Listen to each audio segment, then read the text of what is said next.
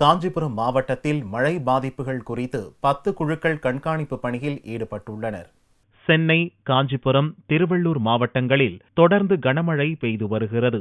இதனிடையே கோவளம், மாமல்லபுரம், வண்டலூர், மறைமலை நகர், செங்கல்பட்டில் கண்காணிப்பு தீவிரப்படுத்தப்பட்டுள்ளது. இந்நிலையில் மழை பாதிப்புகள் குறித்து காஞ்சிபுரம் மாவட்டத்தில் 10 குழுக்கள் கண்காணித்து வருவதாக மாவட்ட நிர்வாகம் தெரிவித்துள்ளது.